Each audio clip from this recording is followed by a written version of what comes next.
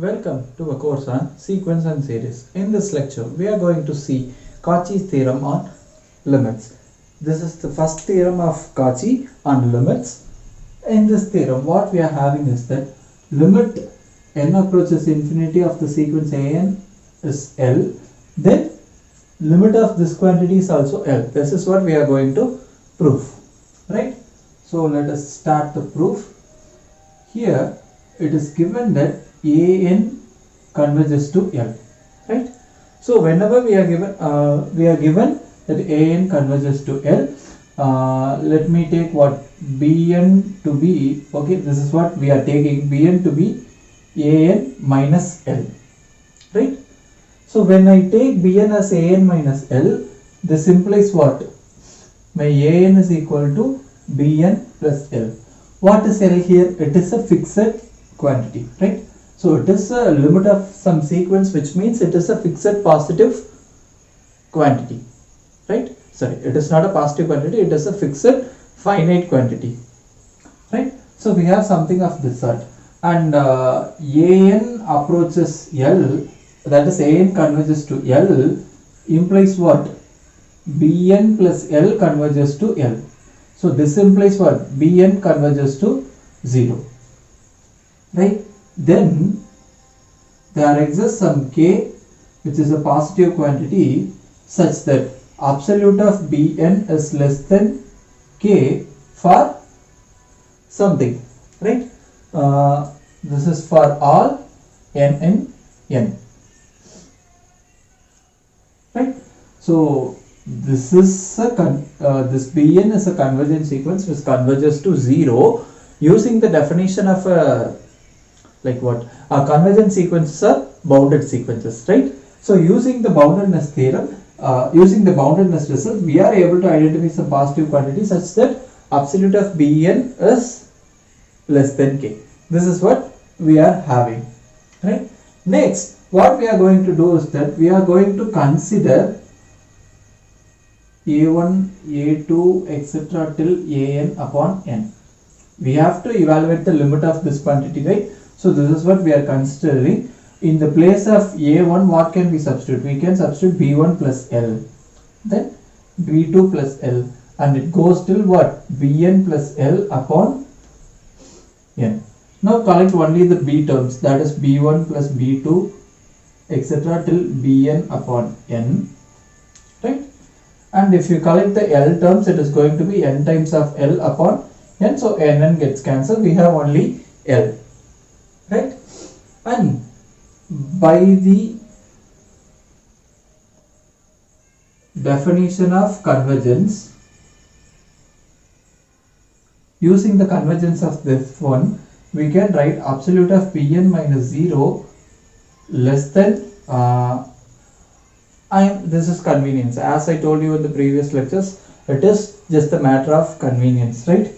So for some n bigger than or equals m, okay, the quantity that we fix, the stage that we fix here is taken as m, right? Now consider this part alone, right? We are going to consider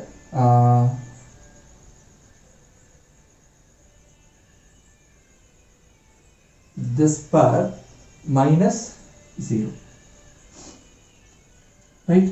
So using the triangle inequality, this I am going to split in the way b1, b2 till bm. So this stage, okay, upon n, right, plus absolute of bm plus 1, and it goes till bn upon n, right? We have till this. Now let us see what is happening.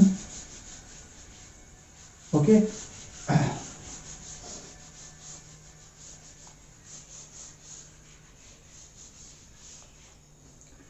Again, I am going to make use of the triangle inequality. So the left hand side part remains the same. Okay. In the right hand side part, it is absolute b1 plus absolute b2 till absolute bm upon n, right? plus it is absolute bm plus 1 and it goes till absolute bn upon n, right? So we by the boundedness result, this is going to be k plus, right? So it is going to be m times, right? So this is there for m times, and this, using the convergence one, we can write this as epsilon upon 2 for how many times upon n? This is for n minus m. So n minus m times. So as a result, what are we going to get? We have m upon n into k plus n minus m upon n times epsilon by 2, right?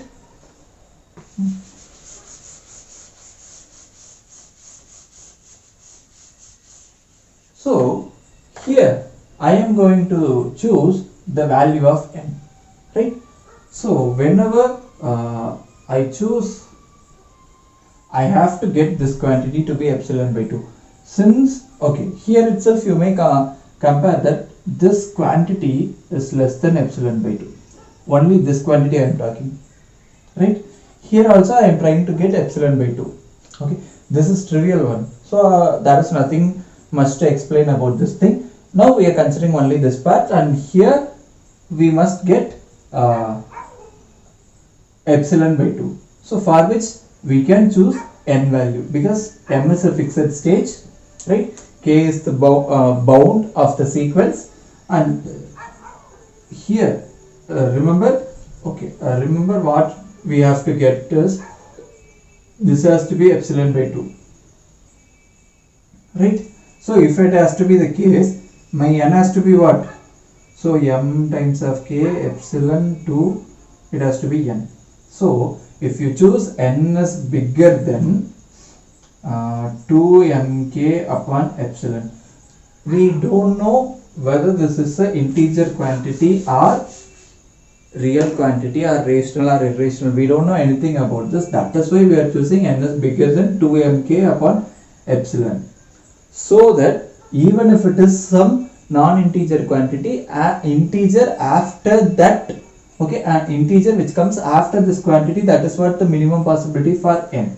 Okay, when you choose n bigger than this case, then you will have your absolute of b1 plus b2 till bn upon n minus 0 is less than epsilon upon 2 plus epsilon upon 2, which is epsilon, right?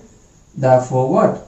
Your limit n tends to infinity b1 plus b2 till bn upon n is 0, right?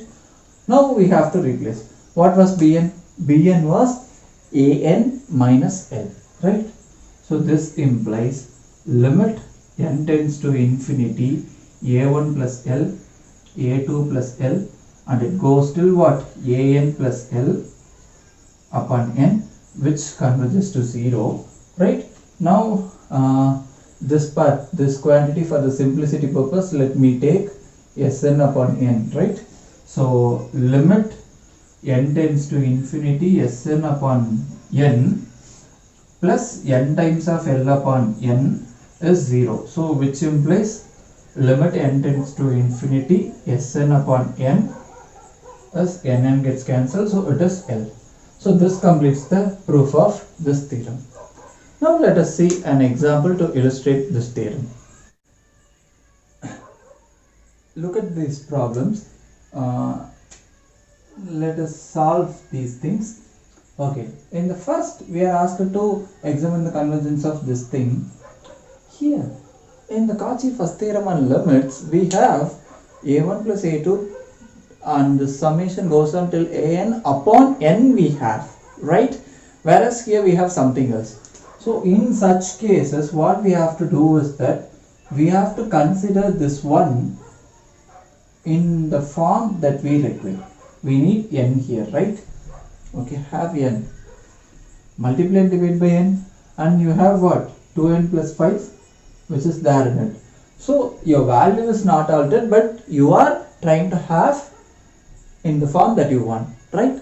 If this series is convergent and this series is convergent, together it is going to imply the convergence of AN. That is what we have seen in the algebra of convergent sequences.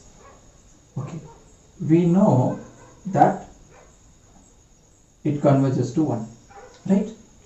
So hence by Cauchy first theorem on limits, what we have? 1 plus 2 upon 2 power 1 upon 2, and it goes till n power 1 upon n converges to 1. This follows directly from the Cauchy first theorem on limits, right? And n upon 2n plus 5 converges to 1 upon 2 as n goes to infinity. These two are the things which are happening, right? It is easy to check. So I leave. Therefore, an converges to 1 times of 1 upon 2. That is, an converges to 1 upon 2. Therefore, the given sequence converges to 1 upon 2, right? And the second problem is quite easy, right? So you will have to check whether 1 upon n converges or not. Yes, of course this converges to 0 as n approaches infinity. As n approaches infinity, or 1 upon n approaches 0, so sine 0 hence it is approaching to 0, right? When this is a convergent one, okay, an converges to some limit, therefore this together, okay, this implies your an also converges to 0. Now in this theorem we have checked like this theorem tells you what? If an converges to L, then some quantity also converges to L. Now, is the converse true? That is the question, right? So, the converse need not be true. For which I can give you some example, right? Consider the sequence an to the minus 1 per n, right? And bn we are going to construct as the way we had. Okay. What can be the value of this? So your an is going to be the sequence minus 1, 1, minus 1, 1. This is going to be the sequence, right? If your n is even, what will you have? Minus 1, 1, minus 1, 1. And it ends with plus 1. So all the terms in the numerator becomes 0. 0 upon n is 0, right? If you have odd number of terms, you have minus 1 in the numerator and n in the denominator. Therefore, minus 1 upon n if n is r, right? Be it even or odd, okay? When you take limit n approaches infinity to this bn, this is giving you 0 since it is constant, and this also giving you 0, right? So this quantity is a convergent quantity, whereas your an is not convergent. This is the counter example to prove the converse of the Cauchy's theorem. Cauchy's first theorem on limits need not be true, right? In the upcoming lecture, we are going to see Cauchy's second theorem on limits and few problems related to it. Thank you for watching.